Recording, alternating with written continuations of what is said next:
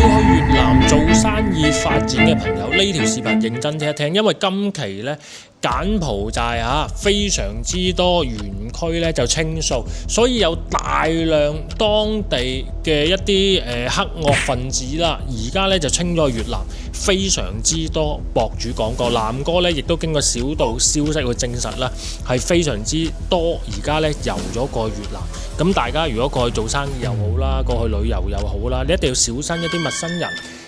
如果你加佢嘅微信，永遠佢唔用微信同你傾偈，同埋微信一加呢，佢冇實名制，你一定要小心啦。同埋呢，記住個微信呢，你可以轉一轉帳俾佢，點一點轉帳，你會見到佢個微信有冇實名制嘅。如果冇嗰啲呢，咁大家知道通常都搞路詐，一定要小心。咁佢哋呢，通常呢會約你去一個匿名嘅地方啦，有可能呢綁咗你唔知去邊度